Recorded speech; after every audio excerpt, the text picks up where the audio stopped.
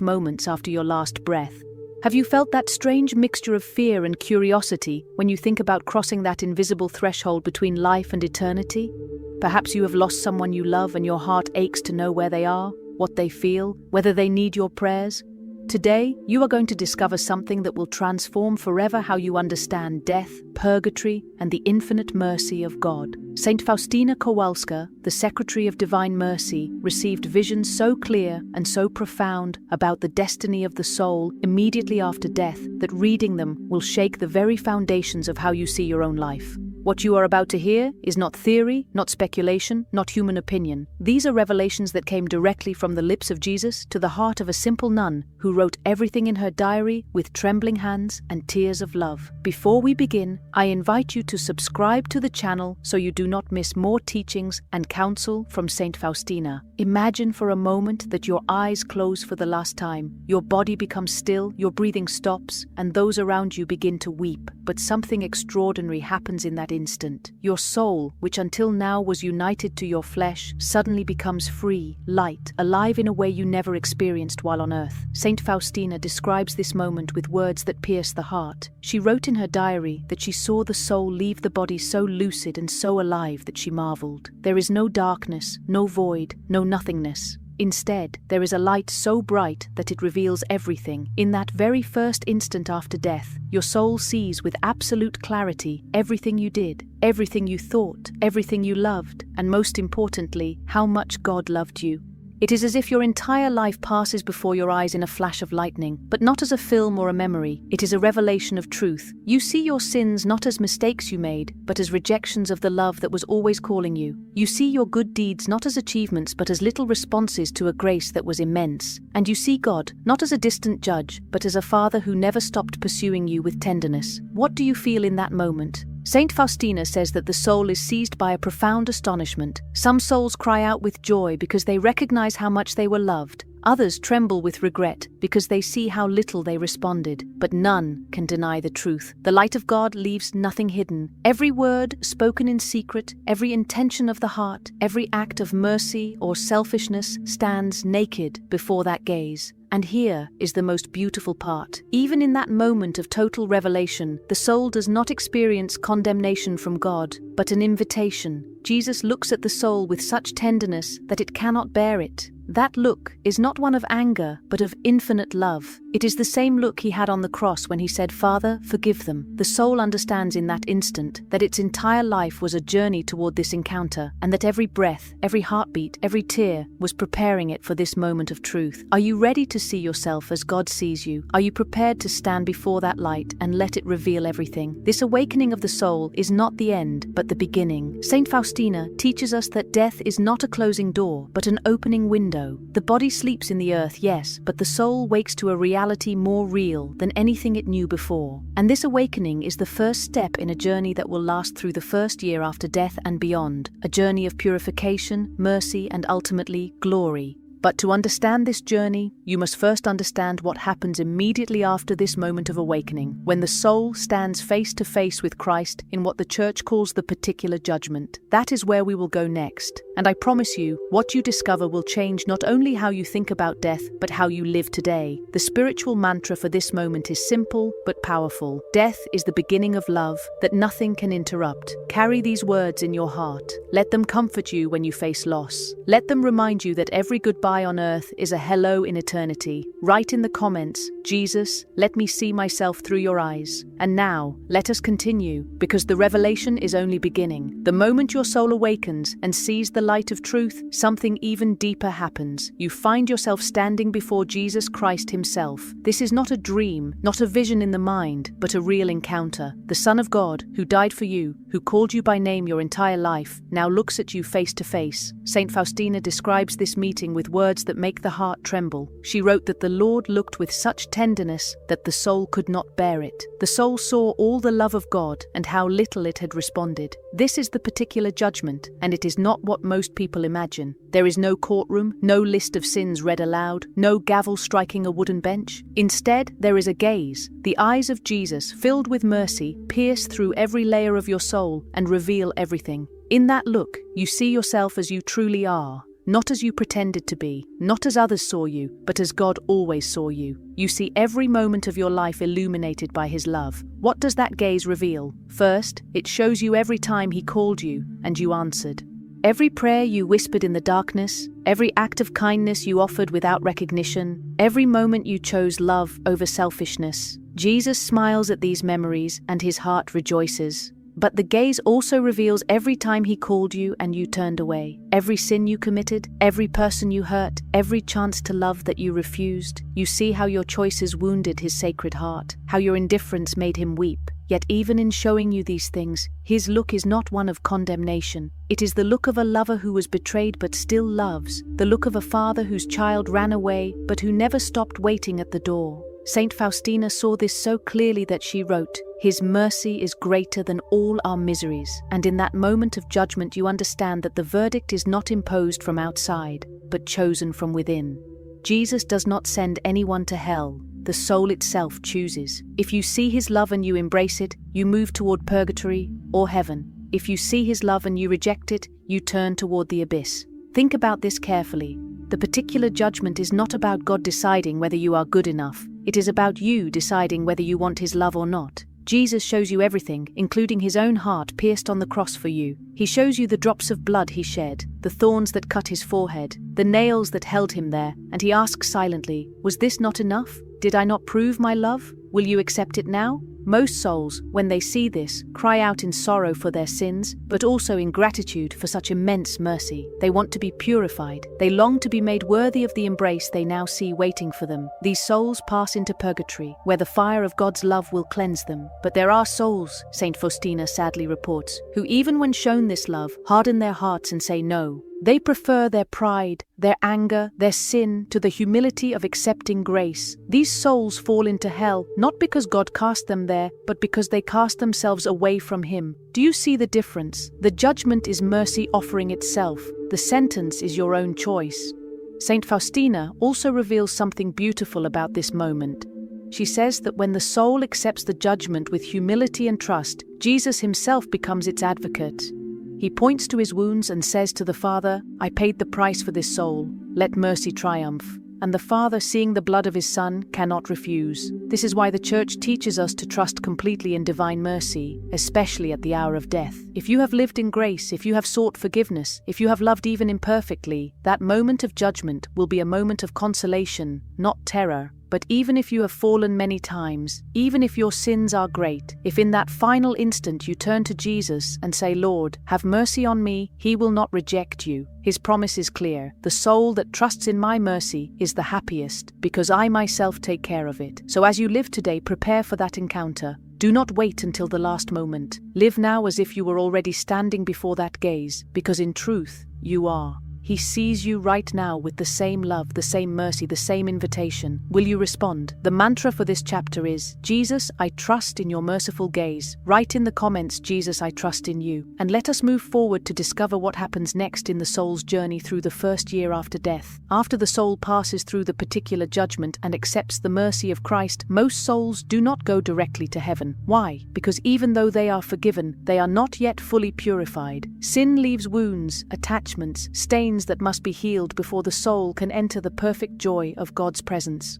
This is purgatory, and Saint Faustina describes it not as a place of punishment, but as a place of hope and purification. She writes in her diary that she saw purgatory, and it was a place full of fire, but the fire was not one of anger. It was the fire of God's love, burning away everything that is not love, purifying the soul so it can finally embrace Him completely. The souls there suffer, yes, but they suffer with joy, because they know their suffering has an end. They know they are going to heaven. Their pain is the pain of longing, the ache of a heart that sees the light in the distance but cannot yet reach it. Imagine being so close to the one you love most, seeing Him just beyond a veil, but not yet able to touch Him. That is purgatory. Saint Faustina describes the souls in purgatory as being in great torment, yet filled with peace. How can this be? Because they are certain of God's love. They do not fear being rejected or lost. They know they are saved, but they must be made ready. The fire they experience is the fire of God's love, pressing against their imperfections, melting away their pride, their selfishness, their lukewarmness. It is a painful process, but it is also a loving one. Think of it like a refiner's fire that purifies gold. The gold does not fear the fire because it knows the fire will make it beautiful. In the same way, the souls in purgatory do not fear the purification because they know it will make them ready for heaven. They suffer because they see how much they could have loved God on earth and did not. They regret the time they wasted, the graces they refused, the sins they clung to. But they also rejoice because they know that soon, very soon, they will see Him face to face and love Him perfectly forever. During the first year after death, the soul in purgatory goes through intense purification. Saint Faustina teaches that the length and intensity of this purification depend on how much the soul loved on earth.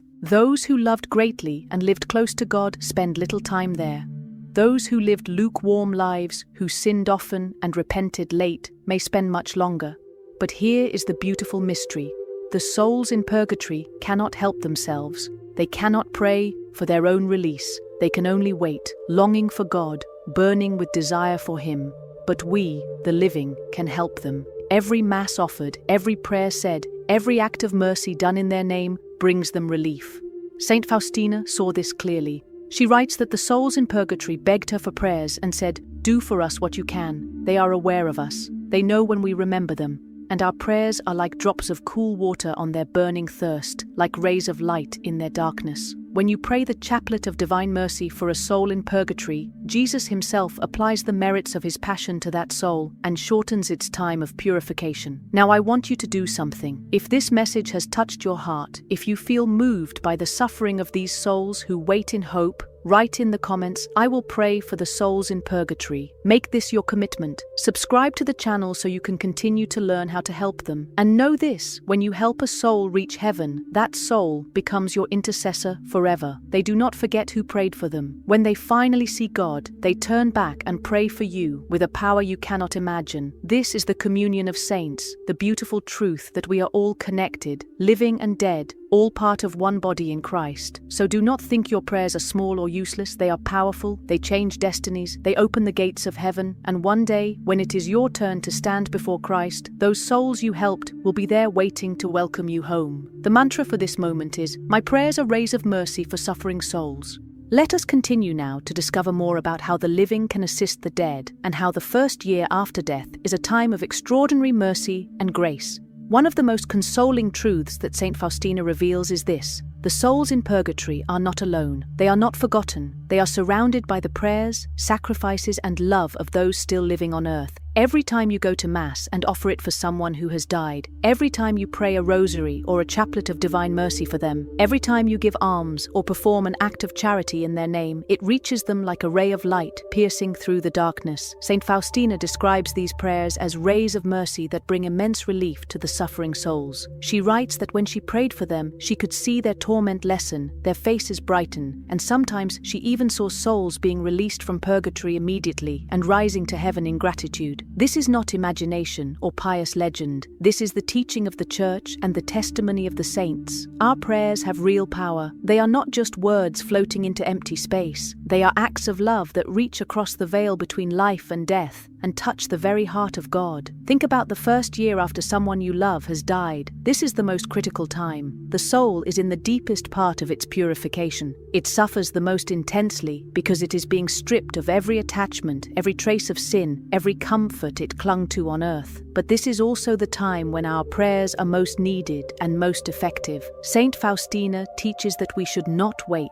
We should not assume that because someone was good, they do not need our help. Even the holiest souls may spend time in purgatory because of small imperfections, venial sins, or temporal punishment still owed for sins already forgiven. Your mother, your father, your spouse, your friend, they need your prayers.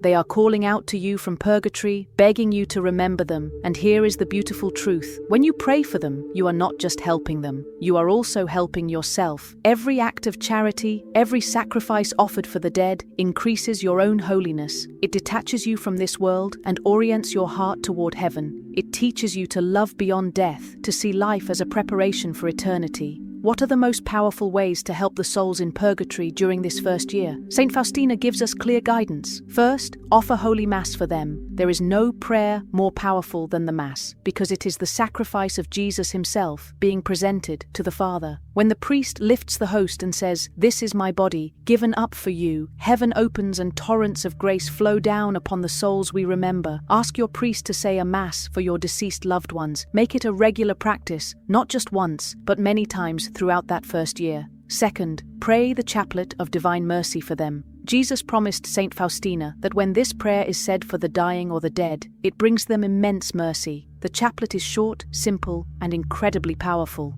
Pray it daily for the souls in purgatory, and you will see miracles. Third, offer your own sufferings for them. When you are sick, tired, in pain, or facing difficulties, unite those sufferings with the sufferings of Christ and offer them for the relief of the souls. This is what Saint Faustina did constantly. She offered her tuberculosis, her weakness, her sleepless nights, all for the salvation of souls. You can do the same. There is one more thing you must know. The souls in purgatory are deeply grateful. They never forget who prayed for them. Saint Faustina writes that when a soul is released from purgatory because of your prayers, it goes straight to heaven and immediately begins to intercede for you. That soul becomes your advocate, your friend, your protector. It prays for you with a power that is unimaginable because it now sees God face to face and knows His will perfectly. So when you pray for the dead, you are not losing anything. You are gaining allies in heaven who will help you when your time comes. The first year after death is a year of mercy, a year when heaven and earth work together to bring souls home. Do not let this time pass without doing your part. Pray, sacrifice, offer masses, and trust that your love is reaching them. The mantra for this chapter is, "My love reaches beyond death and brings light to suffering souls." Write in the comments, "I will offer my prayers and sacrifices for the souls in purgatory." And let us continue to discover the next beautiful truth about the soul's journey in the first year after death. In the midst of the flames of purgatory, there is one figure who brings comfort and hope like no other. Her name is Mary, the Mother of God, and Saint Faustina saw her visiting the souls in purgatory, bringing them relief and consolation. The souls call her Star of the Sea, and when she comes, their suffering lessens, their hope increases, and their longing for heaven grows stronger. Mary is not just the mother of Jesus, she is also the mother of all souls, especially those who are suffering and in need. And during the first year after death, when the soul is in its deepest purification, Mary's presence is a gift of mercy that cannot be measured. Saint Faustina writes in her diary that she saw the Mother of God visiting purgatory, and the souls there greeted her with such joy and gratitude that it moved Faustina to tears. Mary does not come empty-handed. She brings with her the merits of her Son's passion, and she applies them to the souls according to their need. She is the mediatrix of all graces, the one through whom every blessing flows from Jesus to us. And in purgatory, she is the great consoler, the one who reminds the souls that their suffering will end, that heaven is close, that they are not forgotten. Why does Mary care so much for the souls in purgatory? Because they are her children. She loves them with a mother's love, a love that is tender, patient, and utterly selfless. When you were on earth, Mary was watching over you, guiding you, protecting you from dangers you never